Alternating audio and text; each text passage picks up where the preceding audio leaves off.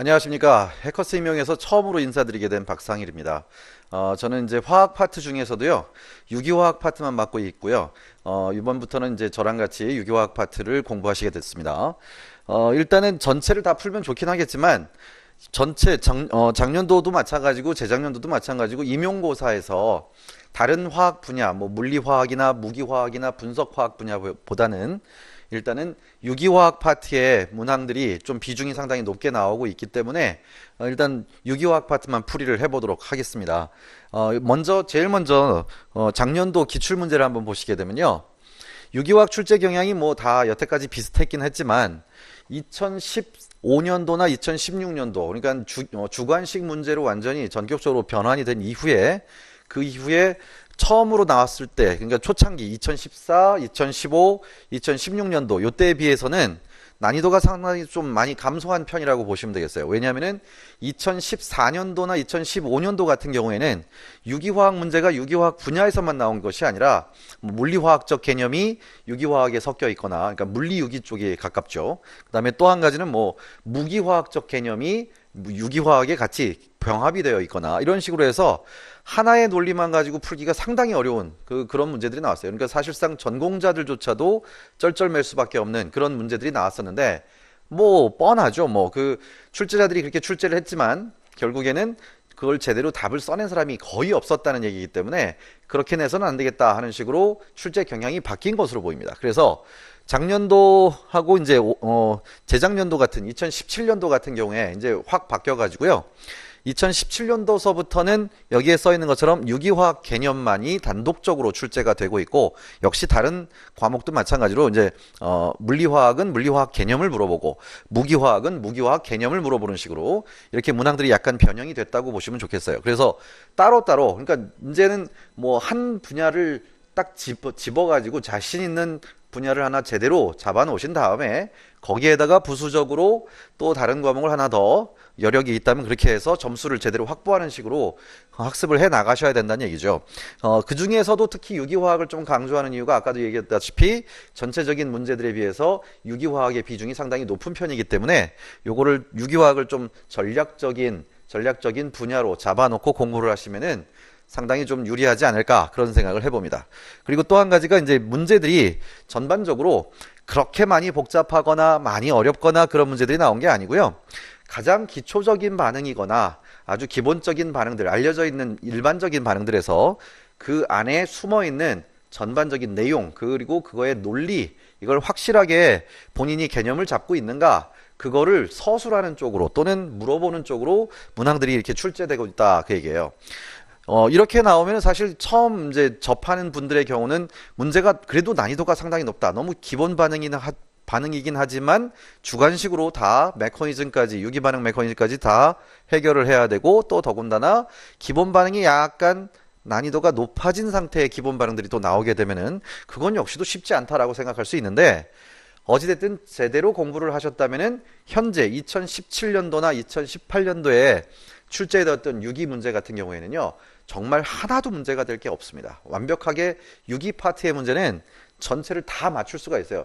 주관식이라고 할지라도 완벽한 만점을 다 받을 수 있을 정도로 상당히 간단한 문제들로 나오고 있다 그 얘기예요. 그래서 어쨌든 저하고 같이 공부하실 때는 제대로 한번 공부를 해보시면 좋을 것 같습니다. 제가 일단 여러분들한테 다른 건 모르겠지만 이거 한 가지는 장담할 수 있는데 처음에는 저하고 같이 이제 수업을 하실 때는 수업을 들으실 때는 조금 다른 선생님들이 설명하시는 거랑은 약간 차이가 있어가지고 너무 까다롭지 않나 뭐 저렇게까지 해야 되나 싶은 생각이 드시겠지만 항상 공부라는 거는 처음에는 어려울 수밖에 없어요. 생소하고 아니면은 또 뭐 낯설고 아니면 아직 개념이 다 잡히지 않았기 때문에 좀 어렵고 이렇게 느껴질 수 있지만 그 어려운 단계를 살짝만 넘어가시게 되면은 뒤로 가면 갈수록 같은 원리를 이용해서 하나의 원리로 모든 것들을 다 같이 똑같이 설명할 수 있는 규칙이 있다는 걸 발견하게 되고 그 다음부터는 일반적으로 학습하는 게 훨씬 더 수월해진다 그런 얘기죠.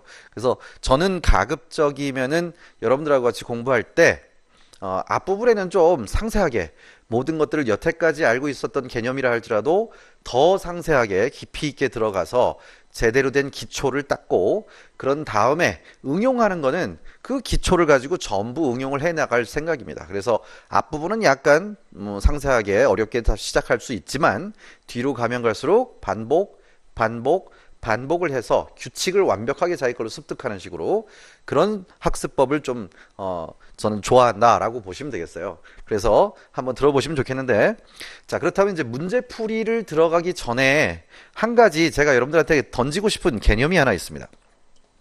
제 수업을 어쨌든 들으시기 위해서는요, 여태까지 뭐 학교에서도 수업을 들으셨을 거고 또는 뭐 학원에서도 여러 가지 강의를 뭐 들어보셨을 수도 있겠지만, 제가 설명하는 방식은 완전히 밑바닥부터 시작한다고 보시면 돼요. 그래서 제일 먼저 여러분들한테 던져드리고 싶은 화두가 무엇이냐?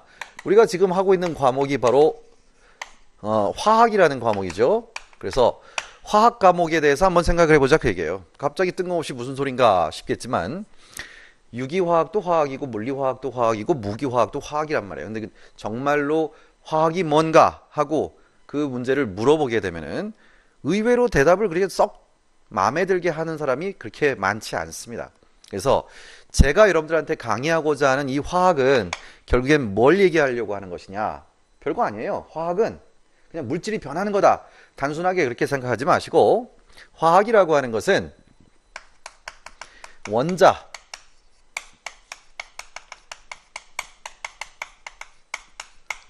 원자들 사이에서 요겁니다. 제가 생각하는 개념의 화학은 바로 원자와 원자 사이에서 전자들의 이동을 탐구하는 학문, 그게 바로 화학이다 라고 얘기할 수 있는데, 그러니까 결국에는 전자가 제일 중요하다는 얘기예요. 화학에선 절대 원자의 종류가 다른 걸로 바뀌거나 이런 거는 다루지 않습니다. 그건 어디까지나 핵물리학에서 다루는 얘기고요. 따라서 그 원자들과 원자들이 어떤 식으로 어떻게 결합을 하고 있었는데 기존의 결합이 어떤 방식으로 끊어지게 되고 새로운 결합이 어떻게 생성되는가, 이런 것들을 탐구하는 학문이 바로 화학이다 라고 얘기할 수 있어요. 그래서 항상 제일 중요한 것은 화학에서는 이거다 그 얘기예요. 전자라는 얘기죠. 그래서 기본적으로 전자들이 왜 무슨 이유에 의해서 어떤 방식으로 어디로 이동하는가, 이것만 정확하게 찾아내실 수 있으면은 전혀 문제가 될 게 없다 그 얘기예요. 근데 사실상은 실제로 해보시면 알겠지만 전자가 왜 어디서 어디로 어떤 방향으로 어떻게 이동하는지를 파악하는 것 자체가 상당히 까다롭다는 얘기죠. 그렇지만 거기에도 한 가지 이유가 존재하고 있어요. 그래서 화학에서 제일 먼저 따져야 될 것, 특히 그 중에서도 유기화학에서는 전자이동의 원동력, 이거를 생각하시면 돼요. 그러니까 전자가 이동한다고 그랬으니까 전자를 이동시키는 원인이 되는 그 힘이 과연 무엇이냐, 이걸 먼저 생각하셔야 되는 건데, 전자이동이 일어나는 그 원동력이 되는 것은 결국에 원자들은 어차피 입자기 때문에 절대 의인화하시면 안 되는 거고요. 전자가 이동할 때는 반드시 뭐가 있어야 되느냐? 다른 거 없습니다. 원자 핵 속에 들어있는 양성자들의 바로 핵전하 때문이다 라고 보시면 돼요. 그래서 이 핵전하가 전자들을 이동시키는 거죠. 다시 말해서 한 개의 원자가 어떤 전자들을 가지고 있었는데 이 원자 혼자 있을 때는 오직 전자들에 대한 인력은 이 원자 핵 속에 들어있는 양성자 그것뿐이다 그 얘기예요. 그래서 원자 상태의 전자들은 기본적으로 이 원자의 원점 하나를 기준으로 해서 거의 다 대칭적인 구조를 갖고 있는 전자 배치를 가지게 됩니다. 근데 그런 것들이 결국에는 다른 원자가 주변에서 나타나 가지고 상호작용을 하기 시작하면서 이 전자들의 운동 상태가 점차로 변하게 되는 거고, 그 전자들의 운동 상태가 맨 처음에는 원자핵 하나를 둘러싸는 대칭적인 구조였다라고 하더라도 그게 다른 거랑 상호작용하면서 혼성화가 일어나서 찌그러진 다음에 그 혼성화된 오비탈들끼리, 전자들끼리 서로 또 이제 원자 핵 사이에 인력을 받아서 어떤 모양을 가지게 되면 그게 이제 또 분자 오비탈을 형성하는 거고, 그때 또 다른 물질이 나타나서 이 분자 오비탈이 어느 방향으로 어떻게 접근하느냐에 따라서 이 결합이 어떤 방향으로 어떻게 끊어지는지 이런 것들을 전부 판단할 수가 있다 그런 얘기예요. 그래서 또 한 가지 제가 꼭 예의하고 싶은 것은 우리가 보통 구조식을 그릴 때 유기화학에서 구조식을 가지고 거의 대부분 문제를 만들어내고 있는데, 구조식에서 특히 제일 많이 쓰는 게 골격 구조식이죠. 근데 이 골격 구조식으로 나타낸 구조식들은 결정적으로 전부 결합성 오비탈들만 표현을 하고 있다는 얘기예요. 여기에 절대로 이 골격 구조식 안에 반결합성 오비탈이라든지 아니면은 뭐 이렇게 비어있는 오비탈이라든지 이런 것들은 거의 표현을 하지 않습니다. 근데 이 결합성 오비탈이라고 하는 것은 말 그대로 여기에 말에도 써 있잖아요. 원자와 원자가 결합이라고 하는 그 성질을 유지하기 위해서 존재하는 오비탈이 바로 결합성 오비탈인데, 우리가 유기에서 제일 많이 다루는 것은 유기화학 반응이란 말이죠. 근데 아시다시피 반응이라고 하는 것은 기존의 결합이 있었다가 그게 어떻게든 끊어지게 되고, 끊어진 다음에 새로운 결합이 형성되고 이렇게 되는 과정을 봐야 되기 때문에 결합성만 봐가지고는, 결합성을 유지하는 상태만 봐가지고는 그 반응이 어떤 방식으로 어떻게 일어나는지를 정확하게 파악하기는 어렵다는 얘기예요. 그래서 저는 항상 강의에다가 뭘 같이 섞게 되느냐 하면은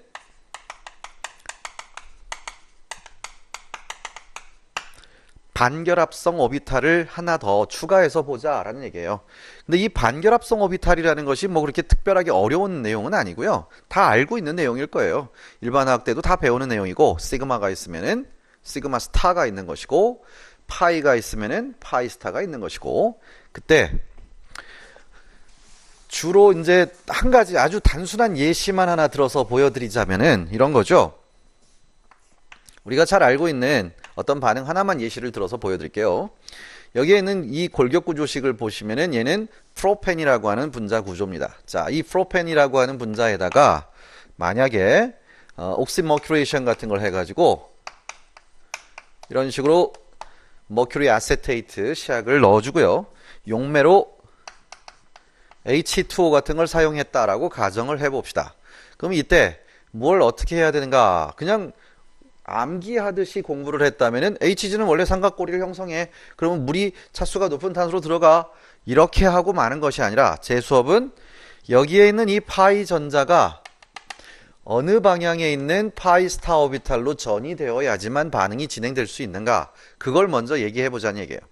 물론 처음엔 꼭 그렇게까지 하지 않아도 문제는 풀 수 있는데 뭐하러 저렇게 하나 싶은 생각이 드시겠지만, 이거에만 조금 숙달되시면요, 생전 처음 보는 반응이나 아예 한 번도 학습해보지 못한 아주 생소한 반응을 볼 때도 유용하게 써먹을 수가 있다는 얘기예요. 이 규칙은 어느 구조에도 다 똑같이 적용되는 거니까. 간단하게만 소개를 하자면요, 여기에 있는 이 파이 결합이 어떻게 생겨먹었느냐 하면은 탄소하고 탄소가 sp2 혼성으로 결합이 되어 있고요. 이 옆자리에는 수소가 시그마 결합 2개로 이렇게 같은 평면에 나열이 되어 있을 겁니다. 그 다음에 여기는 생략되어 있는 수소 하나가 있고요. 이 옆에는 메틸 치환기 하나가 붙어 있네요. 그러면 그 메틸 치환기와 수소들 역시도 동일한 평면에 이렇게 놓여 있을 텐데, 이 메틸기는 보시다시피 sp3 원성이니까 sp3 원성은 사면체 구조로 사면체 각곡지점 방향으로 수소들이 이렇게 뻗어 있다라는 걸 알 수 있습니다. 자, 이때 sp2 혼성 탄소의 위쪽 아래쪽으로 혼성화가 안 된 p 오비탈들이 서로 파이 결합을 형성하게 되고요. 이때 이 파이 결합만 보시는 것이 아니라 이렇게 파이 결합의 양쪽 귀퉁이에 파이 스타 오비탈이 있다는 정도만 기억하시면 되는 거예요.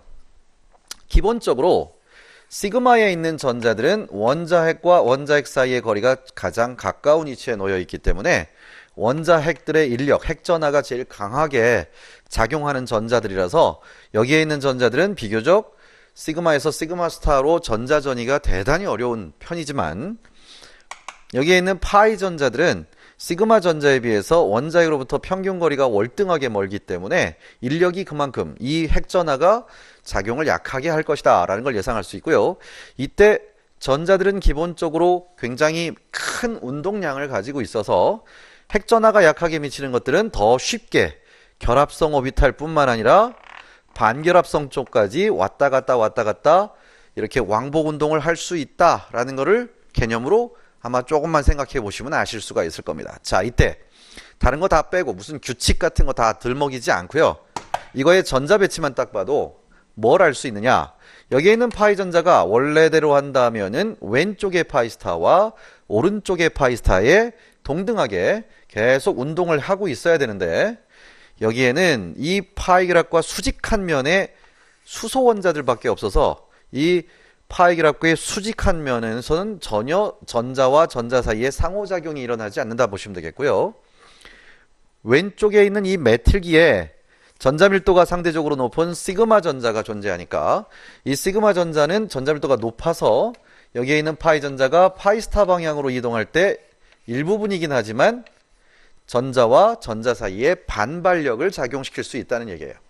그래서 여기에 있는 파이 전자가 여기에 메틸기 하나가 붙음으로 인해서 왼쪽으로 이동할 땐 속도가 상대적으로 느려지고 오른쪽으로 이동할 땐 상대적으로 속도가 빨라져서 결국 그냥 이 구조만 딱 봐도 파이 전자는 1번 탄소와 2번 탄소 중에서 1번 쪽의 파이스타에 발견될 확률이 높아지고 2번 쪽의 파이스타는 상대적으로 전자가 발견될 확률이 낮아지게 되는 거다라는 것을 바로 찾아낼 수가 있습니다. 그래서 1번 쪽에 수은 양이온이 충돌을 하게 되면 여기서 전자쌍을 뺏어가는데, 수은 양이온은 주변에 디오비탈 전자들을 아주 많이 가지고 있어서요, 그 전자쌍 중에 하나를 여기에 옥텟이 깨져버리는 탄소 양이온이 생길 수 있는 자리로 동시에 제공을 한다.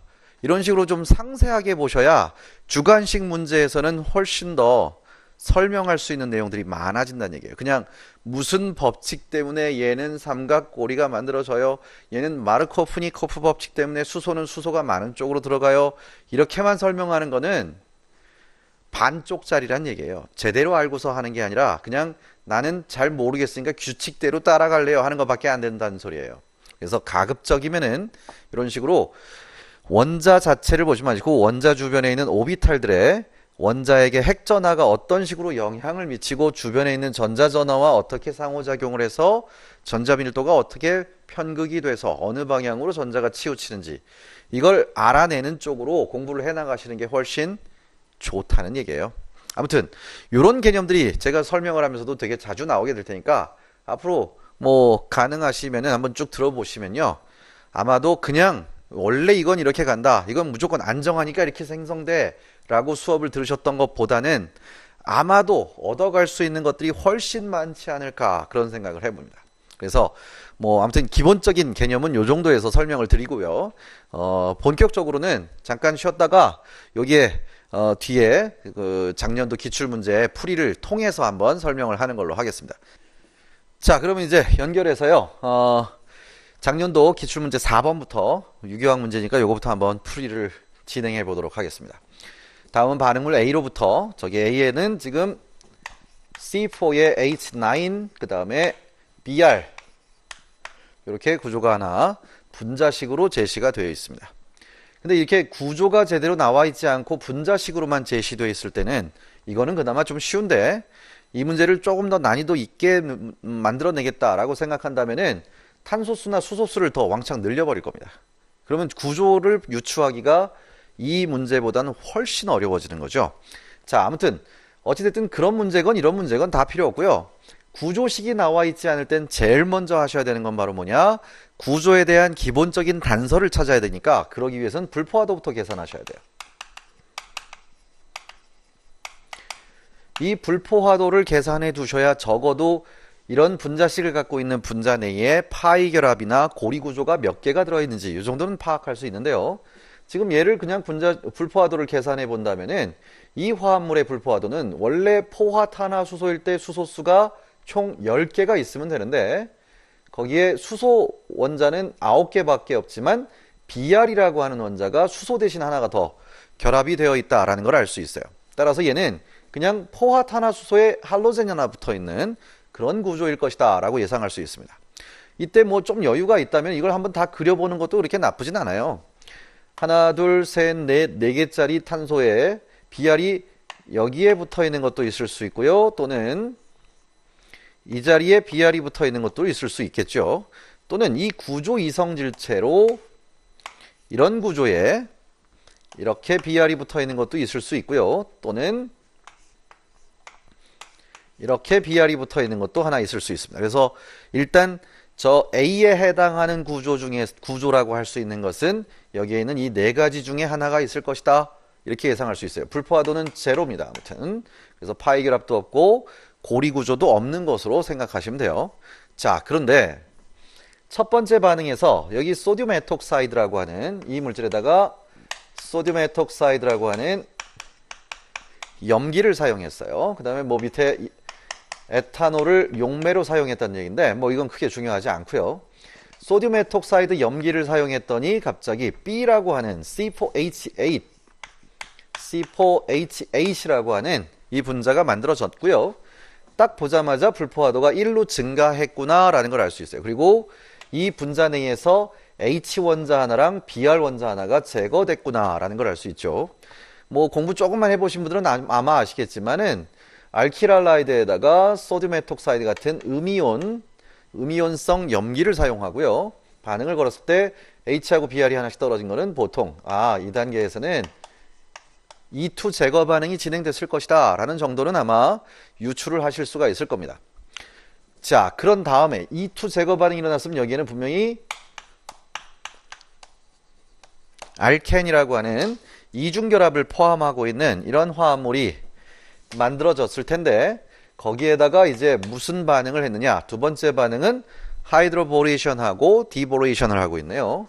첫 번째 단계는 BH3 요걸 집어넣고요. 그 다음에 두 번째 단계는 전형적인 후처리 과정인 H2O2 OH- 이런 반응을 사용했네요.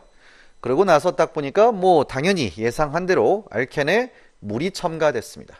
알켄에 물이 첨가돼서 최종 생성물은 C4에 H10O 이런 식으로 만들어졌네요.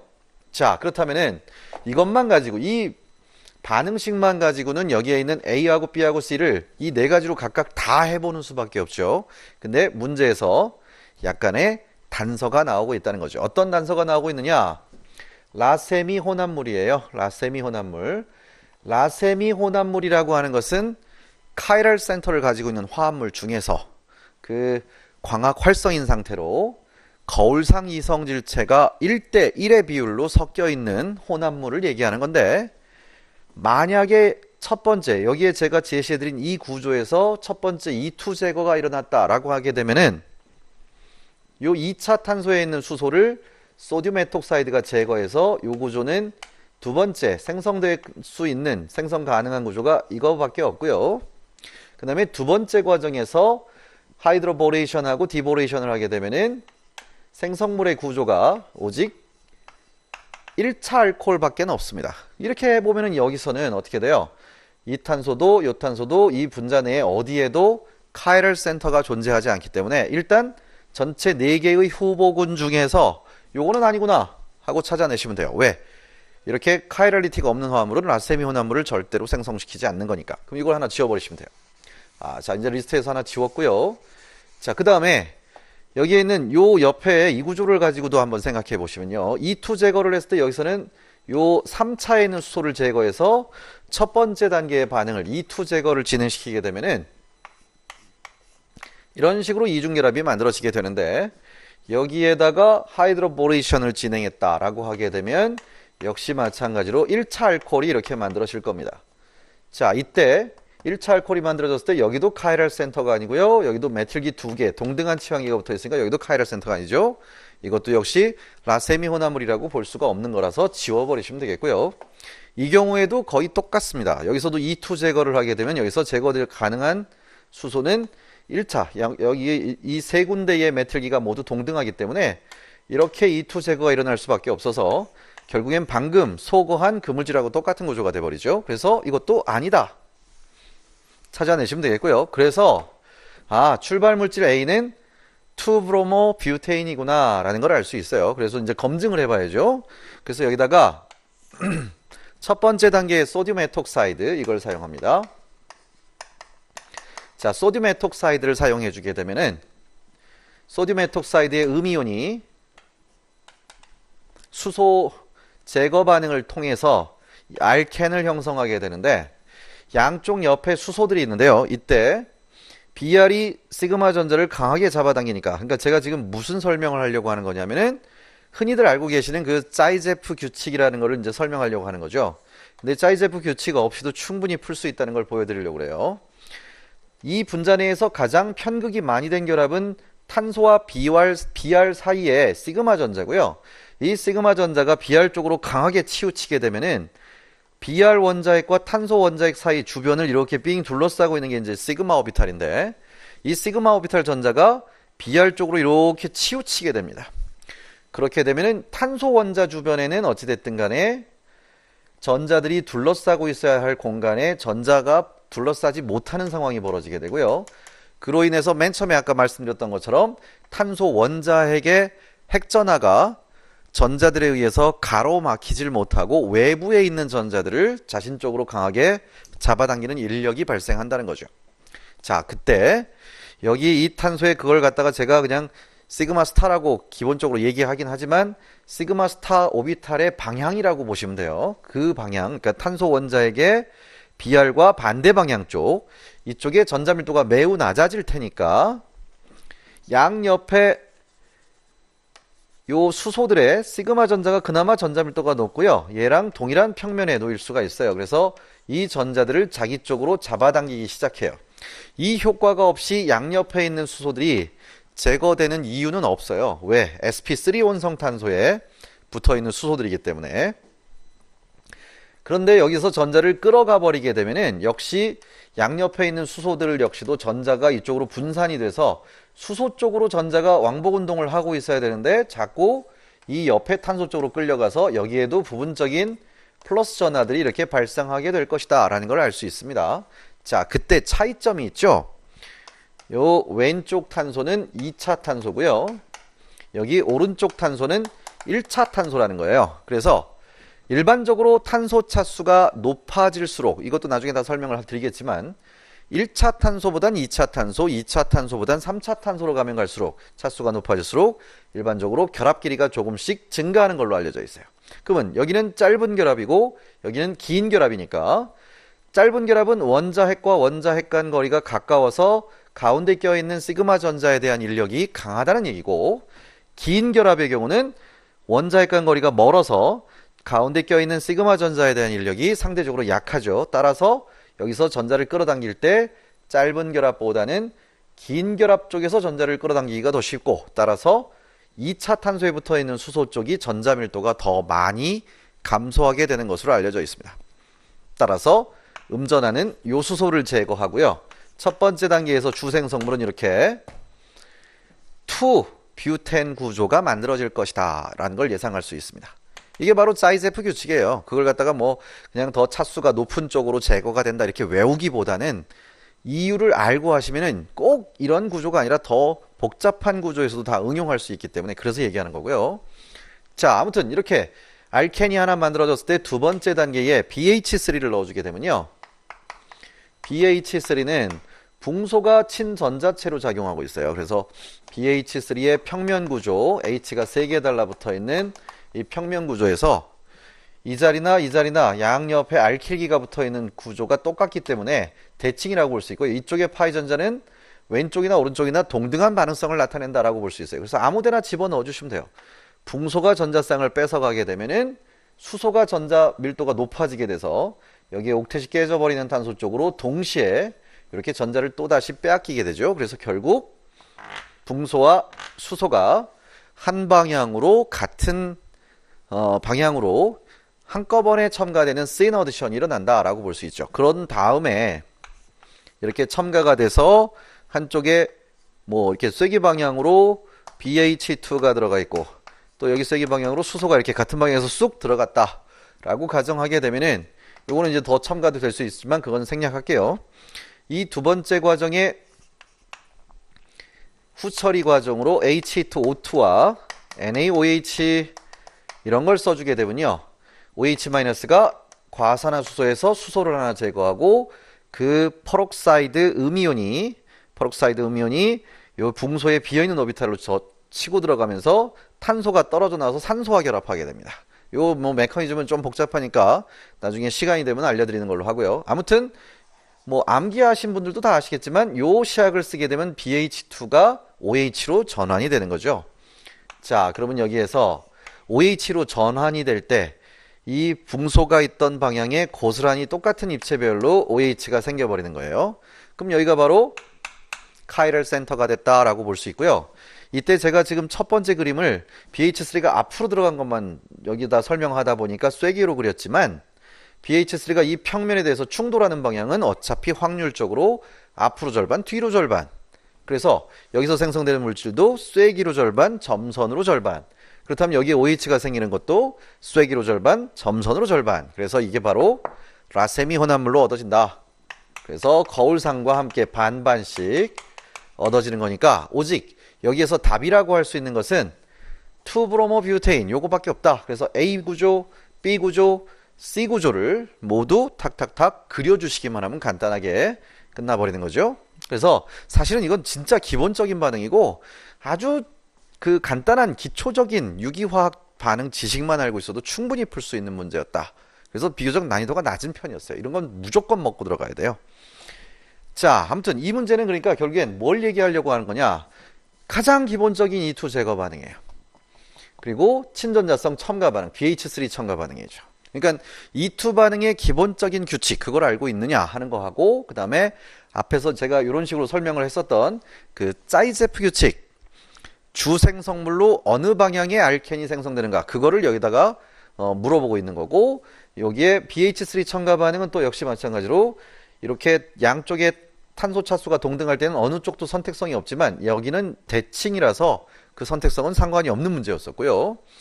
거기다 또 한 가지 카이랄리티에 관련해서 그 라세미 혼합물이라는 개념으로 바로 그냥 여기서 약간의 그 입체화학적 지식을 물어보고 있는 것 뿐이다. 그래서 비교적 수월하게 푸실 수 있는 문제였을 거라 믿습니다. 자, 아무튼 다음 문제로 넘어가 보도록 하죠. 다음 문제는 요게 5번 문제인데요. 카보닐 화합물이 하나 나왔네요. 출발 물질은 키톤이에요. 자, 이 케톤을 이용해 가지고 뭘 하고 있는지 봅시다. 첫 번째 단계 딱 보니까 3펜타논 요게 나왔고요. HCn하고 KCn을 넣어줬죠. 카보닐기의 친핵성 첨가 반응에서 가장 기본적으로 등장하고 있는 사이아노하이드린 포메이션이라고 하는 반응이죠, 이게. 그래서 CO 더블 본드에 HCn 같은 치약을 넣어주게 되면요. 제일 먼저 산소에 있는 비공유 전자쌍에 H 플러스가 하나 붙고요. CN-는 아주 자연스럽게 떨어져 나오겠네요. 근데 KCn을 같이 넣어준 이유는 용액 안에 CN- 이온 농도를 증가시켜서 반응 속도를 더 빠르게 하기 위한 정도라고 보시면 되겠고요. 자, 그렇게 되면 여기 산소에 H 플러스가 붙었고 이렇게 양전하가 발생했을 때 용액 안에 떨어져 나온 CN- 친액체가 요 파이 전자가 이제 더욱더 강하게 산소 쪽으로 편극이 되어 있을 테니 요 탄소 쪽의 파이 스타에는 전자들이 발견될 확률이 매우 낮아졌다라고 볼 수 있어요. 그래서 거기서 핵전하가 발생하니까 이 음전하랑 가장 강한 인력이 발생하겠죠. 그래서 여기로 전자쌍을 밀어넣고 파이 전자를 산소로 밀어버리는 겁니다. 자, 그렇게 해주면은 이 다음 구조는 무엇이 만들어지느냐? 한쪽에는 OH가 붙어 있고요. 또 한쪽에는 CN 트리플 본드, 나이트라일기가 같이 들어가서 붙어 있겠죠. 그때 저 분자식을 뭐라고 쓸 수 있느냐면 탄소가 하나, 둘, 셋, 넷, 다섯, 여섯. 그 다음에 수소가 여기 다섯, 여기 다섯, 10개에다가 요거까지 하나 11개. 그 다음에 O가 여기 하나 있죠. 그래서 정확하게 저 A에 해당하는 분자식이 요거다. C6H11NO 이렇게 써줄 수가 있는 거죠. 그래서 A 구조를 이렇게 딱 찾아내신 다음에 이제 반응을 두 가지로 나눠서 진행을 시키고 있습니다. 그럼 제일 첫 번째 반응부터 한번 보시죠. 여기에는 OH가 붙어 있고요. 한쪽에는 CN이 붙어 있어요. 이렇게 사이아노하이드린이 만들어졌을 때 요거는 딱 보니까 HCl을 넣었죠. HCl은 뭐 그냥 산이라고 생각하시면 되는 거고 거기에 H2O를 썼네요. 그렇게 되면은 여기서 떨어져 나온 Cl-는 물을 용매로 썼을 때는 일단 반응에는 거의 참여하기가 힘들다. 이렇게 보시면 돼요. 왜냐하면은 물 분자에 의해서 완전히 수화돼 버릴 테니까요. 자, 그럼 여기에 H 플러스를 하나 붙여가지고 H2O와 어떻게 반응하는지를 이제 살펴봐야 되는데, 제일 먼저 H 플러스가 이 질소에 있는 비공유 전자쌍에 전자를 제공받아서 탁 붙었다 라고 볼 수 있고요. 자, 그러면 CN 트리플 본드에 H가 붙어서 플러스 전하를 띠게 됐으니까, 원래 CN 결합이 질소 쪽으로 치우쳐 있는데 이거는 플러스 전하를 띤 질소와 결합했으니까 더욱더 강하게 파이 전자가 질소 쪽으로 편극될 것이다 라는 걸 예상할 수 있고요. 여기에 물 용매가 친액체로 작용해서 이 파이 스타 오비탈, 전자밀도가 낮아진 파이 스타 오비탈로 전자를 집어넣고 질소 쪽으로 전자가 넘어가 버리겠구나 라는 걸 예상할 수 있습니다. 그러니까 결국에 이 단계에서 뭘 일으키는 거냐면은 나이트라일기에 가수분해 과정을 보여주고 있다라고 볼 수 있어요. 그래서 그 옆에 OH가 있는데 이 옆에는 이제 뭐가 만들어졌느냐? CN 이중결합의 NH 이민 구조네요. 거기로 H2O가 들어가 버리면은 디프로토네이션 되면서 여기에 OH가 이렇게 남아 버리겠죠. 자, 이때 산소의 비공유 전자쌍이 전자쌍을 기여해 주면서 질소 쪽으로 이렇게 싹 넘어가 버리게 되면요, 요게 한쪽에는 OH가 붙어 있고요, 그 옆자리는 C하고 O의 이중결합이 되고, 여기에 붙어 있던 H는 산소의 플러스 전하가 생기는 순간 디프로토네이션 돼서 질소에 붙어 버립니다. 자, 그러면 여기에서는 뭐가 만들어진다고 볼 수 있느냐? 아마이드 구조가 잠시 만들어질 것이다 하는 걸 예상할 수 있어요. 근데 문제는 산성 조건이기 때문에 계속적으로 무슨 일이 벌어질 수 있느냐? 용액 안에 있는 HA 플러스가 다시 한번 질소에 싹 달라붙는다 라고 볼 수 있고요.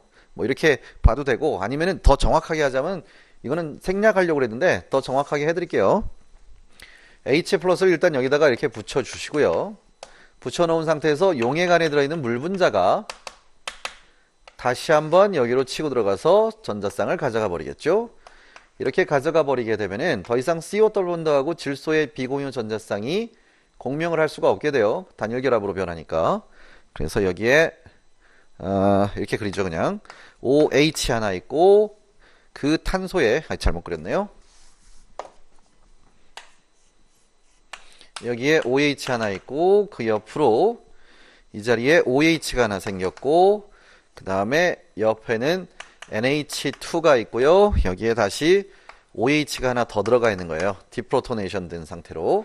자, 이런 상태에서 H 플러스가 또 물 분자가 들어가면서 프로톤이 떨어졌으니까, 이게 OH하고 NH2 중에서는 질소의 비공유 전자쌍이 더 강한 염기라고 볼 수 있어서 이 질소에 가서 붙어버립니다. 질소에 가서 붙어버리게 되면은 OH 하나랑, 그 다음에 그 옆에는 요 옆에 OH 하나, 그 다음에 여기도 OH 하나, 그 다음에 또 하나가 NH3 플러스가 되는 거죠. 그럼 이제 이 NH3 플러스는 이탈기가 돼서요, 여기에는 OH다. 이 OH 중에 하나가 비공유 전자쌍을 가지고 있으니까 전자쌍을 제공하고 얘를 밀어버리는 거예요. 이렇게. 그래서 결국 최종적으로는 뭐가 얻어지겠느냐? 여기에 OH가 있고요, 그 옆자리에 CO 더블 본드 하나랑 OH가 같이 하나 붙어있는, 그 다음에 H 플러스 역시 여기 붙어있는 거 전자쌍을 제공했으면 여기서 H 플러스 하나 떨어져 나오겠죠. H 플러스 하나 떨어지고 NH3 떨어져 나와서 NH4 플러스로 떨어집니다. 이런 상태로 여기에 애시드가 만들어졌고요, 애시드의 알파 위치에 하이드록실 그룹이 붙어있는 이런 구조가 B 구조다 라고 찾아내시면 됩니다. 분자식이 정확하게 맞아 떨어지는가를 보시면요, C6H12O3 하나 둘 셋 넷 다섯 여섯, 그 다음에 O3고요, H는 다섯 여섯 일곱 해서 그러니까 여기 5개 10개 11, 12개 정확하게 딱 맞아 떨어진다 라는 걸 알 수 있습니다. 그러니까 이 첫 번째 반응은 나이트라일기를 산성 조건에서 가수분해하면은 애시드가 된다라는 정도로 솔직히 암기만 해둬도 충분히 풀 수 있는 문제라고 볼 수 있어요. 오히려 이제 관건이 된 거는 그 밑에 있는 C 구조를 만드는 거죠. 그럼 C 구조는 또 어떻게 만드는가? 이걸 살펴보셔야 되겠는데요.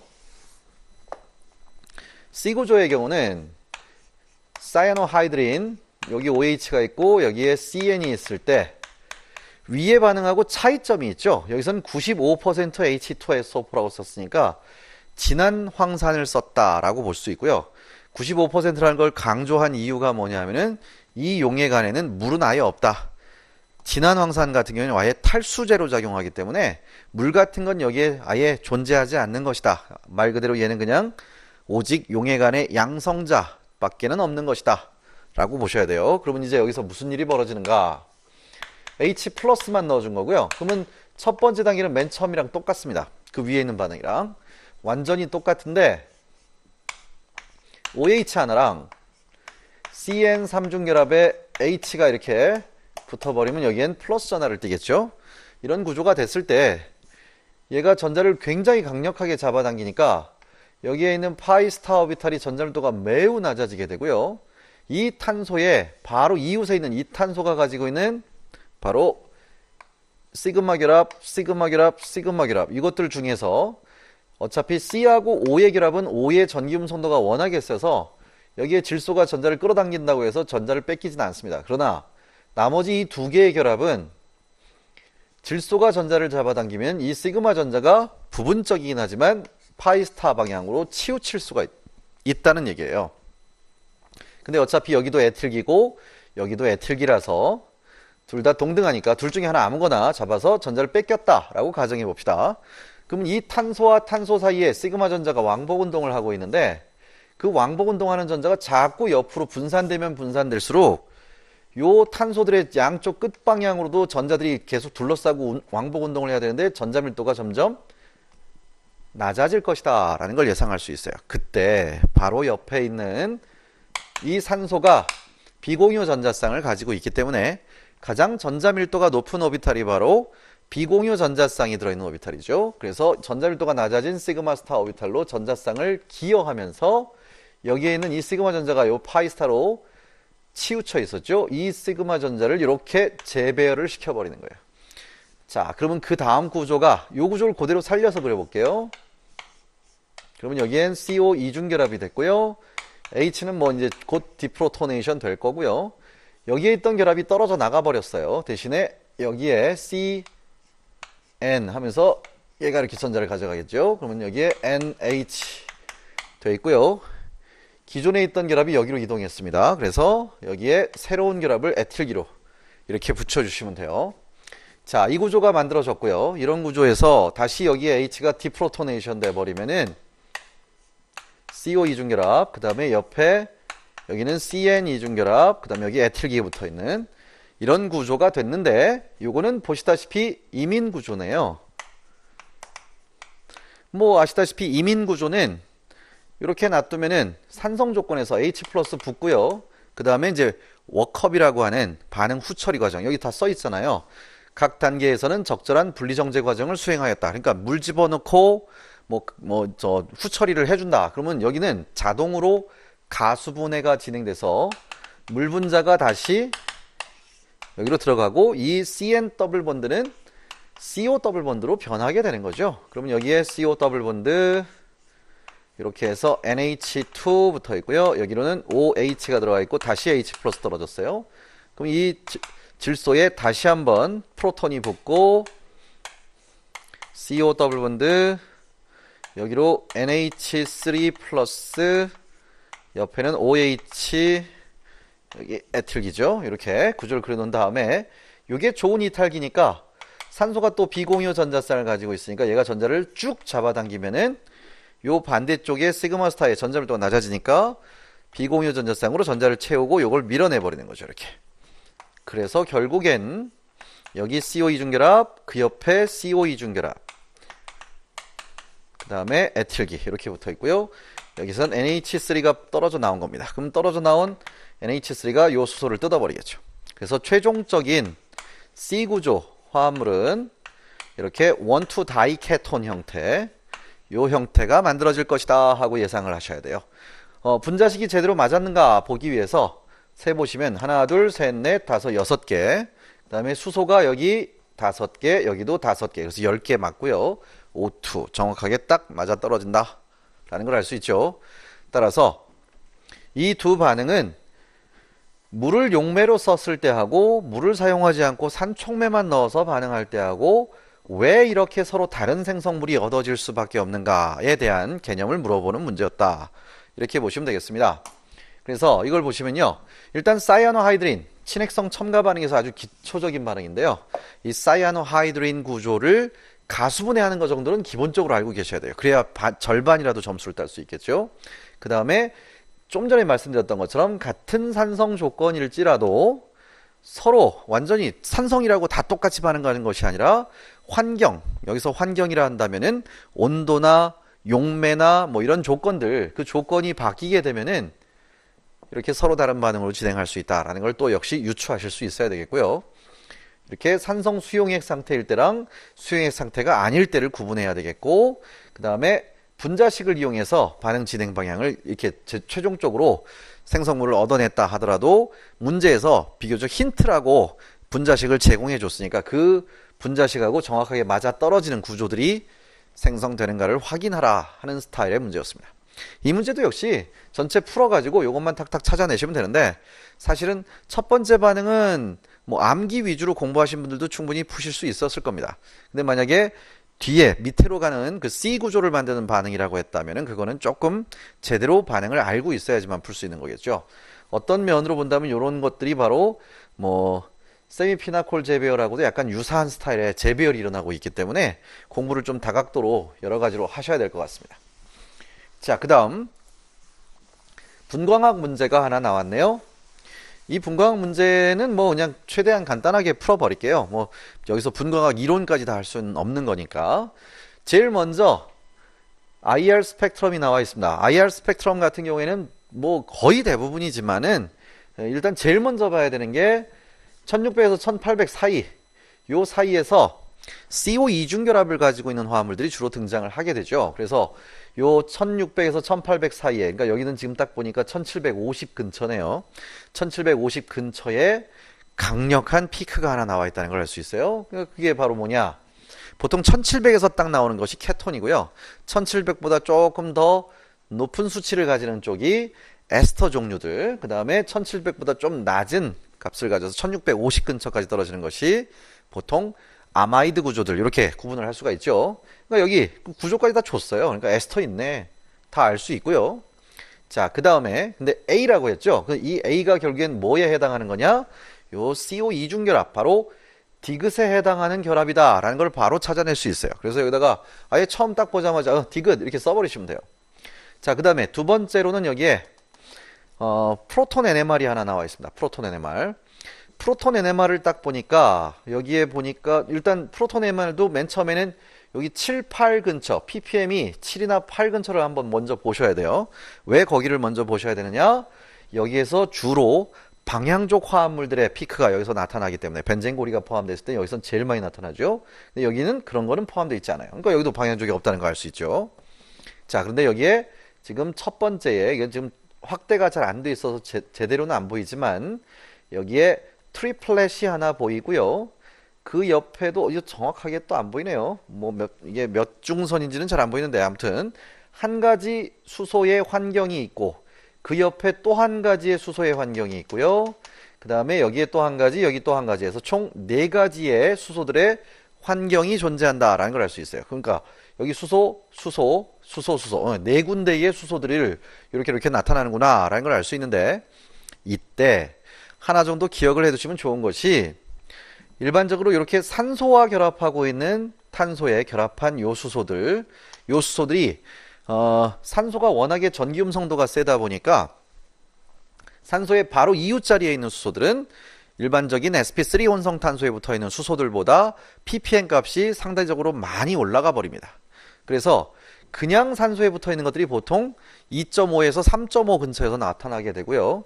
여기서처럼 이 산소가 더군다나 공명을 해서 이 CO 더블 본드 쪽으로 전자를 뺏기는 델타 플러스를 갖고 있는 산소라고 한다면은, 이 경우에는 여기 있는 것들은 보통 3.5에서 4.5 ppm 정도까지 저 다운시프트를 할 것이다 하고 예상을 하셔야 돼요.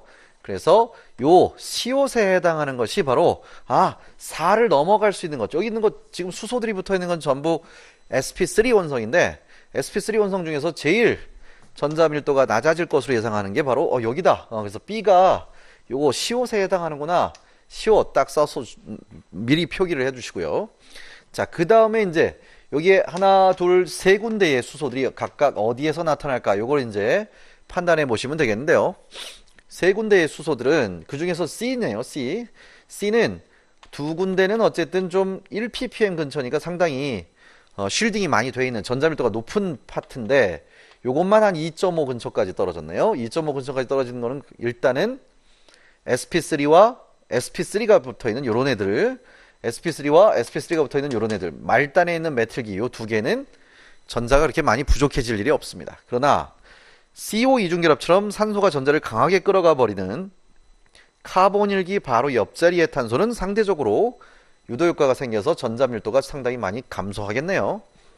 따라서 여기 2.4 정도의 2.3 정도인가요? 요 정도에 나타나는 C가 바로 여기 니은에 해당하는 것이다 하는 것도 찾아낼 수가 있어요. 자, 그 다음에 B, C 찾았고요. 그 다음에 D가 여기 프로톤 밑에 있는 카본 13 NMR이 나왔는데요. 여기서 D가 어떤 거냐라고 이제 물어보고 있는 건데, 잘 보시면은요, 여기도 저 180 근처에 조그맣게 피크가 하나 보이네요. 저 180 근처에 나오는 조그만 피크 하나는 바로 요 탄소 중에서도 가장 전자가 부족한 산소 두 개 사이에 껴있는 요 탄소, 특히 CO 이중결합처럼 시그마 전자와 파이 전자를 모두 끌어가는 그런 탄소들이 저 정도까지 높게 나타난다라고 보시면 되니까 요거는 일단 제끼고요. 여기 CdCl3 역시 이건 용매니까 제끼시고요.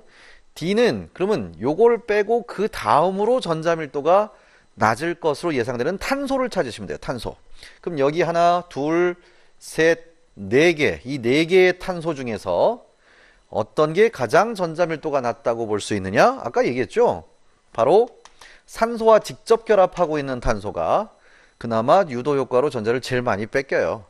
따라서 요건 이미 했으니까 산소에 결합한 탄소는 요거밖에 안 남았네요. 그래서 여기 C5에 해당하는 게 D에서 나타난다 라고 이렇게 찾아낼 수가 있습니다. 그래서 여기에서는 일단 전체 탄소들 중에서도 요거 하나 빼고 여기 제일 전자밀도 낮은 거니까 C5 이렇게 해서 A부터 B, C, D까지 해서 각각의 결합 및 원자들을 이렇게 표시해 주시면은 끝났다 라고 보시면 되겠습니다. 그래서 요 6번 문제는 이런 식으로 풀이를 진행하시면 되겠고요. 요거는 뭐 워낙에 이제 구조가 제시되어 있어서요. 좀 전에 제가 말씀드린 것처럼 그 NMR이나 IR 같은 데서 특정 피크들이 어디에서 나타나는지는 어느 정도는 기억을 하고 계셔야 돼요. 그래서 일단 기본적으로 IR 스펙트럼 보는 방법, 그 다음에 프로톤 NMR, 카본 13 NMR 이런 것들의 기본적인 지식, 결국 이것도 분광학이라고 하긴 하지만 전자밀도 물어보는 거예요. 전자밀도. 그래서 분자 내에 어떤 위치에 있는 원자들이 전자밀도가 높냐 낮냐 이런 것들을 주로 물어보는 문제고요. 보기가 제시되어 있어서 더욱더 쉽게 나타났다. 난이도가 낮아진 거다 라고 보시면 되겠고, 그냥 분광학적으로 기본기만 닦고 있으면 충분히 점수 딸 수 있는 문제였습니다. 자, 그 다음 문제 12번 문제로 또 넘어가 봅시다. 여기는 이제 벤젠고리의 친전자성 방향족 치환 반응을 하는 두 가지 반응 예시가 나와 있습니다. 뭐 첫 번째 반응을 먼저 보자라고 한다면은 그냥 일반적인 벤젠고리에 터슈리 뷰틸기가 하나 딱 붙어가지고요. 일단 터슈리 뷰틸기는 아시다시피 가장 입체 장애가 큰 치환기 중에 하나다라고 알려져 있는 것이죠. 자, 그래서 터슈리 뷰틸기가 붙어 있는 상태로 HNO3와 H2SO4, 다시 말해서 나이트레이션 NO2를 벤젠고리에 치환을 시키고자 하는 겁니다. 자, 이때 A하고 B 중에서 뭐가 더 주생성물로 나오겠는가, 이걸 먼저 판단하라고 돼 있죠. 주생성물과 부생성물. 자, 그때 HNO3가 먼저 친전자체로 NO2를 만든 다음에 붙으려 할 때 요 터셔리 뷰틸기의 바로 옆자리인 올소 위치는 터셔리 뷰틸기와 입체장애 때문에 상대적으로 용해간에서 NO2 입자가 요 벤젠고리의 올소 위치에 충돌하기가 상당히 어려워졌다라고 볼 수가 있습니다. 그에 반해서 터셔리 뷰틸기로부터 전자적인 영향을 받고 있는 요 파라 위치는 이 터셔리 뷰틸기와 전혀 상관이 없는 부분이기 때문에 NO2 입자가 여기에 충돌하기가 훨씬 쉽다고 볼 수가 있죠. 그래서 A하고 B 둘 중에서는 B보다는 A가 월등하게 많이 얻어질 거다라고 예상할 수가 있습니다. 그런데 요건 이제 간단한 반응이라서 이렇게 말로만 설명했는데요. 반응 2를 보시게 되면요. 시약을 하나도 안 써주고 세 단계에 걸쳐서 반응을 했더니 방금 여기서 위에서 보셨던 입체장애 때문에 더 적게 만들어진다 하는 B 구조가 이렇게 주생성물로 나와 있다라는 것을 이렇게 제시해 놨어요. 그렇다면은 어떻게 해야 과연 입체장애가 더 큰 것을 무릅쓰고 이 자리로 친전자성 방향족 치환 반응을 진행할 수 있겠는가 하는 거죠. 자, 이 개념을 이제 풀기 위해서는 반드시 이런 내용을 하나 기억을 하고 계셔야 될 것 같습니다. 벤젠고리에 다른 친전자성 방향족 치환 반응들은 가역적으로 다시 원상복구를 시키기가 좀 어렵지만 설포네이션의 경우 이렇게 SO3H2SO4를 사용하는 설포네이션의 경우는 벤젠고리로 물론 친전자성 방향족 치환 반응이 잘 일어나기는 하는데 그래서 SO3 이런 게 잘 달라붙는데 얘를 갖다가 이렇게 산성 조건에서 물을 집어넣고 가열을 해주게 되면요. 가역적으로 요 SO3H가 붙어 있던 자리가 다시 프로톤으로 치환되는 그런 현상이 나타난다. 그러니까 다른 친전자성 방향족 치환 반응에서 이런 게 거의 없는데 여기만 이렇게 H로 딱 바뀔 수 있다. 그러니까 H는 생략해도 되는 건데 굳이 바뀌었다는 걸 표현하기 위해서 써드린 것 뿐이고요. 그렇다면 이게 어떻게 되는 거냐? 뭐 한번 생각해 보시면 간단합니다. 벤젠고리에 SO3는 일단 이런 구조를 갖고 있는데요.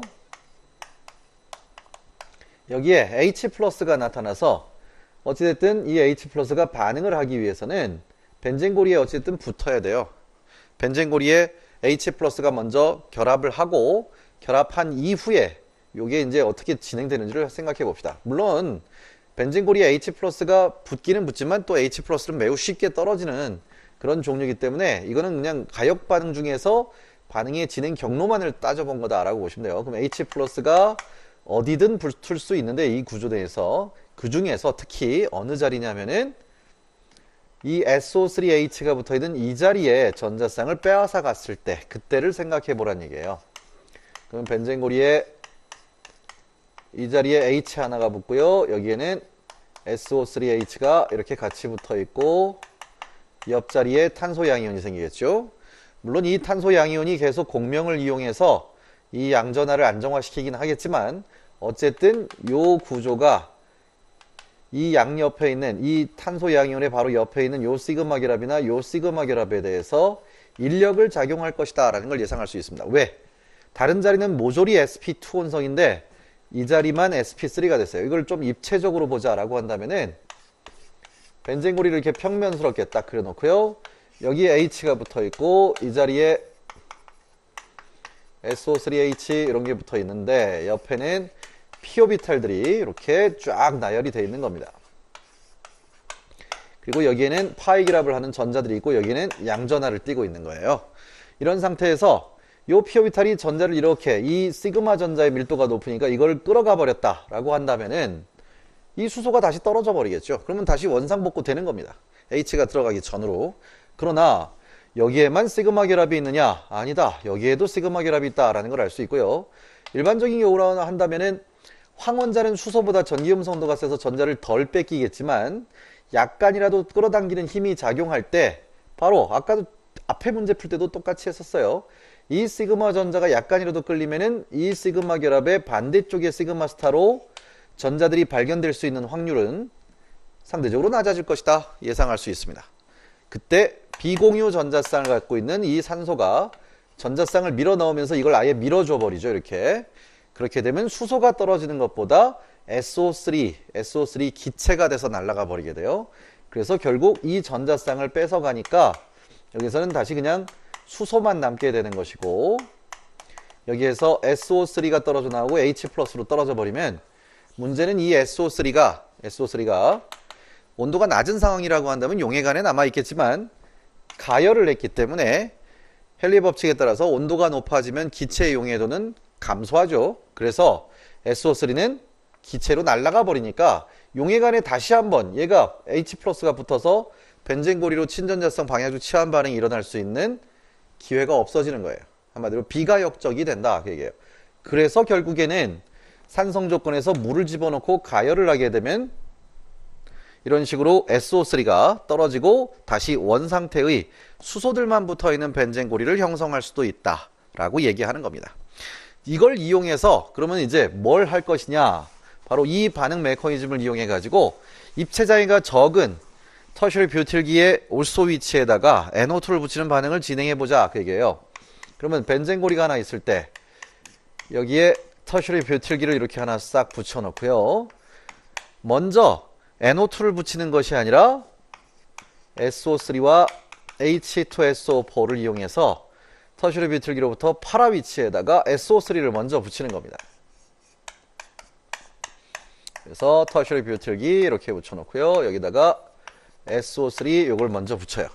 이렇게 붙여놓게 되면은 이제 SO3가 파라 위치에 붙어 있으니까 두 번째 과정에 HNO3와 H2SO4 같은 시약을 사용해서 NO2, 나이트레이션을 진행하게 되면은 이 NO2가 붙을 수 있는 자리는 이젠 요 올소 위치밖에 안 남았다는 얘기죠. 이 터셔리 뷰틸기가 EDG고 SO3H는 EWG이기 때문에 친전자체는 전자를 밀어줄 수 있는 부위에만 결합한다라고 보시면 돼요. 그래서 입체장애가 있다 하더라도 붙을 수 있는 자리가 요 두 군데, 여기는 대칭이니까 이 중에 한 군데만 붙을 수 있다라는 걸로 NO2를 모조리 이렇게 올소 위치에다가 붙일 수가 있습니다.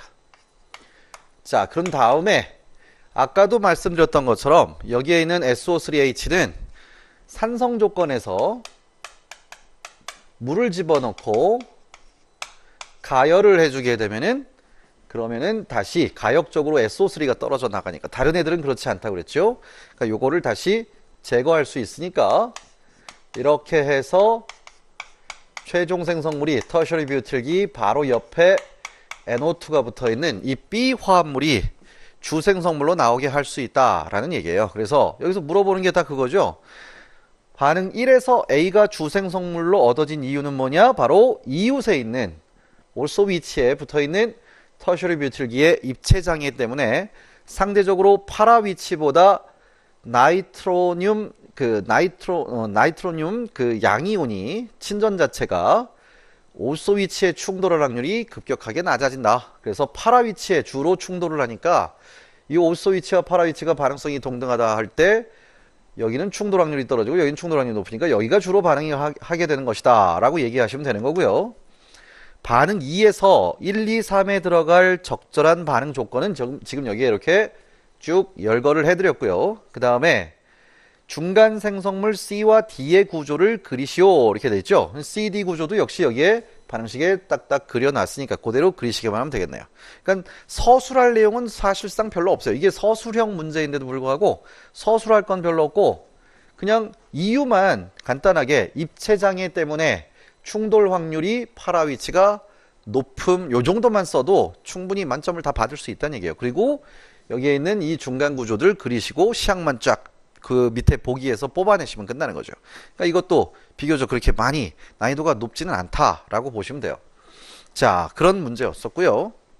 따라서 이건 뭐 별 얘기 아니죠. 친전자성 방향적 치환 반응에서 입체장애, 그래서 치환기가 어떻게 어느 자리로 두 번째 반응이 진행되는가 뭐 그런 거 물어보는 거고, 그 다음에 반응 1의 예시를 통해서 반응 2를 유추하는 문제다 보니까 이래서 거의 다 얘기해 준 거라서 힌트가 다 나와 있어요. 힌트가 나와 있으니까 그만큼 난이도는 좀 낮은 편이다 라고 보시면 되는 거고요. 자, 그 다음에 이제 이게 이제 완전 서술형 문제죠. 이건 이유를 다 쓰고 메커니즘도 다 나타내고 뭐 그런 문제인데 절대 어렵게 생각하실 필요가 없습니다. 딱 보시면 뭐냐, 이것도 역시 헤테로고리 방향족의 친전자성 방향족 치환 반응이다 라고 볼 수 있는 거고요. 퓨란이라고 하는 산소가 하나 껴있는 방향족 화합물에 Br2를 친전자체로 사용한 거예요. 근데 이 퓨란 구조는 이렇게 산소 원자 하나를 기준으로 좌측 우측이 대칭이기 때문에 Br이 가서 결합할 수 있는 부위가 여기 아니면 여기, 요 산소로부터 첫 번째 아니면 두 번째, 요 두 군데밖에 없다 그 얘기예요. 여기나 여기나 대칭이니까. 자, 그래서 요렇게 첫 번째에 붙은 거하고 두 번째에 붙은 거 요것들의 중간체 구조를 그려서 그 이유, 그 중에서 주생성물로 나올 수 있는 위치가 어디냐 하고 이유를 물어보고 있는 거죠. 그러면 그냥 보시다시피 여기서 한 번씩 붙여보시면 돼요. 그래서 BR을 하나 붙여보시고 BR 하나 뜯어냅니다. 그러면은 첫 번째로는 뭐 1번 자리에 붙었다라고 가정해 보시죠. 그럼 이렇게 붙여 놓으시고요. 여기로 탄소 양이온 만들어 주시고 BR을 이렇게 붙여주세요. 자, 그런 다음에 요 탄소 양이온이 이 분자 내에서 어떻게 공명을 하는가 그걸 먼저 보셔야 되는데 이렇게 공명하겠죠. 뭐. 자, 그런 식으로 공명을 하게 되면은 BR이 붙어 있고요. 산소 원자 있고요. 그 다음에 양전하가 이 옆자리로 이렇게 이동을 했어요. 자, 이때 중요한 것이 바로 산소가 가지고 있는 비공유 전자쌍이라는 거죠. 그러면 비공유 전자쌍이 탄소 양이온 바로 옆에 있으니까 공명을 한 번 더 하겠네요. 그래서 공명 구조가 한 번 더 나와서 O 플러스가 되고 여기에 BR이 붙어 있는 요 구조까지 이 세 가지 구조가 바로 첫 번째 탄소에 BR이 붙었을 때의 중간체 구조다라고 볼 수 있고요. 그런 다음에 여기서 이제 뭐 붙어 있던 수소가 전자를 주면서 떨어져 나가면은 이렇게 산소가 다시 전자쌍 가져갈 테니까 저기에 있는 D 구조가 이렇게 해서 만들어진다 라고 보시면 됩니다. 근데 만약에 여기에 있는 2번 탄소로 BR이 붙었다라고 가정해 보시게 되면요. 그때는 어떤 구조가 나올까? 산소가 이렇게 있고요. 이 자리로 BR이 붙었어요. 그럼 파이랍 있고 이 자리에 탄소 양이온 생겼겠죠? 자, 여기서는 이제 이 옆자리에 있는 파이 전자하고 공명을 할 수는 없습니다. sp3 원성 탄소가 중간에 껴있기 때문에. 따라서 이 산소의 비공유 전자쌍만이 공명에 참여할 수 있고요. 이렇게. 그래서 공명 구조를 딱 그려보시게 되면은 여기에 플러스 전하가 생기고 이 자리에는 BR이 붙어 있겠죠. 뭐 이 자리에는 수소도 원래 같이 붙어 있었어요. 그게 이제는 뭐 더 이상 공명 구조가 없으니까 전자를 주고 떨어져 나가면 산소가 전자를 가져가겠죠. 그래서 최종적으로 생성물은 이렇게 BR이 이 자리에 붙어 있는 구조, 이게 나오게 되는데 중간체 구조를 보시면은 중간체가 공명 구조 2개밖에 가지지 못한다는 걸 알 수 있죠. 그래서 여기 다 아주 상세하게 물어보고 있습니다. C하고 D 중에서 주생성물을 선택하라 했는데 D가 우선 더 많이 얻어질 것 같아 라고 찾아내신 다음에 그 이유를 중간체 A와 B 이렇게 두 가지 중간체들 공명 구조를 각각 다 그려놨죠. 이렇게 그리시고 서술하시오 이렇게 되어 있으니까 이것만 그리시면 안 되고 여기다가 부연 설명을 조금만 쓰시면 돼요. 뭐라고 쓰시면 돼요? 중간체에 탄소 양이온이 발생했을 때 이 탄소 양이온 중간체를 얘는 3개의 공명 구조로 비편제화 시킬 수 있지만 여기에 있는 구조는 2개의 공명 구조밖에 안 나오는 비편제화가 덜 되는 구조이기 때문에 중간체의 안정성을 비교한다면은 3개짜리 공명 구조를 가지는 것이 더 에너지가 낮은 안정한 중간체고 요거는 더 불안정한 중간체라고 볼 수 있으니까 이 반응에 에너지 변화를 그린다면 출발 물질의 에너지는 똑같고요. 중간체 에너지만 각각 다른 에너지를 가지게 될 겁니다. 그 다음에 생성물도 에너지는 거의 유사하기 때문에 한 군데다 그려주시면은 이렇게 낮은 에너지 상태를 거쳐가는 이런 반응 진행 경로하고요. 그 다음에 또 하나 상대적으로 더 높은 에너지를 가지고 있는 이런 중간체를 거쳐가는 반응 진행 경로하고 둘을 비교했을 때 그 중에 속도 결정 단계가 어디라고 볼 수 있느냐? 가장 많은 에너지를 흡수하는 단계, 이 단계가 첫 번째 단계가 속도 결정 단계다라는 걸 볼 수 있고요.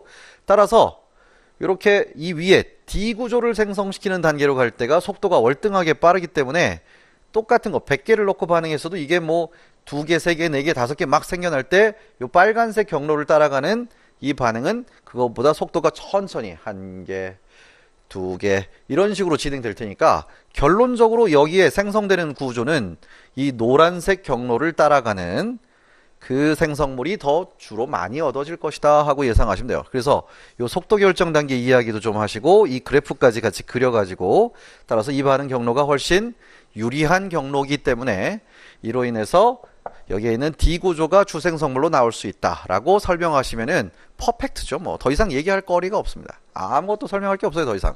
그럼 이건 고스란히 4점을 다 자기 걸로 할 수 있다. 그 얘기죠. 그래서 이것도 뭐 그냥 헤테로고리 방향족의 친전자성 방향족 치환 반응이기 때문에 간단하게 설명하시면 되는 거고요. 뭐 별 얘기 아닙니다. 그냥 친전자성 방향족 치환 반응. 뭐 학부 때 이 정도는 충분히 다 대학교 2학년 때면 충분히 다 떼는 내용이라서 할 수 있어야 되는 거고요. 헤테로 원자에 의한 중간체의 공명 기여도에 대한 개념이 필요하다. 뭐 이렇게 얘기하는데 뭐 솔직히 별로 쓸 건 없습니다. 지금 이미 여기서 문제 설명하면서 모든 얘기를 다 했기 때문에 이 정도로만 하시면은 간단하게 점수를 딸 수가 있다는 얘기죠. 요것들만 하셔도 점수가 일단 유기화학에서는 지금 다 풀이를 했지만 딱 보시기에도 어때요? 점수 따기가 비교적 쉽겠구나. 어느 정도냐면 그냥 기본 교재만 참고해서 공부했어도 충분히 점수를 딸 수 있는 그 정도의 문제가 나오고 있습니다. 근데도 안타깝게도 제가 뭐 알아보니까 작년도 기출문제에서 화학 점수가 뭐 60점 넘는 사람이 이렇게 많지 않다. 그러니까 결국에는 이 정도에다가 그 교육학 관련된 문제들 몇 개만 더 맞춰도 60점이 바로 나오는데 참 여기도 점수를 만점을 받기가 좀 어려웠었다는 얘기예요. 그러니까 적어도 다른 건 모르겠지만 6위는 그렇게까지 시간을 많이 투자하지 않아도 됩니다. 다른 과목에 비해서. 그래서 6위를 먼저 터득을 해 놓으시고 나중에는 연습만 해 나가는 식으로 공부하시는 것이 본고사에서 점수를 좀 더 많이 받을 수 있는 비결이다 라고 볼 수 있고요. 아무튼 6위를 갖다가 여러분들은 앞으로 좀 이게 전략 과목처럼 생각하셔가지고 미리 좀 공부를 하시는 게 훨씬 좋지 않을까 이렇게 추천해 드리는 바입니다. 아무튼 준비된 거는 이렇게 해서 작년도 기출문제 이렇게 해서 다 풀이를 했고요. 오늘은 이렇게 해서 마칠 텐데 뭐 차후에 사실 오늘 제가 뭐 첫 번째로 이제 기출문제 풀이 강의를 이제 촬영하다 보니까 원래 하고 싶었던 내용들을 전체를 다 다루지는 못했다고 보시면 좋겠어요. 이론에서 일단 기본적으로 제가 강조하는 내용들이 있고 그 반응에서 오비탈을 이렇게 하나씩 보는 걸 실제로 보시게 되면요. 지금 여기서 설명드린 것보다 훨씬 더 자세한 이해를 하실 수가 있고요. 다른 건 모르겠는데 무엇보다도 객관식이 아니라 주관식 문제를 풀 때는 제가 알려드리는 방식대로 하시는 것이 월등하게 유리하다는 거죠. 뭐든지 설명할 수 있는 것들이 굉장히 상세하고 논리적으로 변하게 할 수 있어요. 그냥 단순하게 얘는 원래 이렇게 갑니다. 아니면 뭐 얘는 이 규칙 때문에 이렇게 됩니다. 이렇게 하는 건 사실상 만점을 받기는 어렵다고 볼 수 있어요. 왜? 이해한 게 아니라 규칙을 외워버렸다는 얘기니까. 그렇다면 제가 얘기한 대로 여기에 전자밀도와 이 전자밀도를 비교해서 이 둘 사이에 어떻게 상호작용이 일어나고 그로 인해서 어떤 반응이 일어납니다. 이렇게 설명할 수 있어야 만점을 받을 수 있겠죠. 따라서 기회가 되신다면은 앞으로 또 저랑 같이 공부를 해보시면은 아마 이것저것 여러 가지 기존에 알고 있었던 개념조차도 아 이게 이래서 이렇게 되는구나 하는 것까지도 완벽하게 이해를 하는 쪽으로 암기가 거의 없이 모든 예외적 반응들까지도 규칙대로 설명할 수 있는 그런 제대로 된 진짜 실력을 갖추실 수 있을 거라고 장담합니다. 아무튼 준비된 건 오늘은 여기까지이기 때문에 마치도록 하겠습니다. 수고하셨습니다.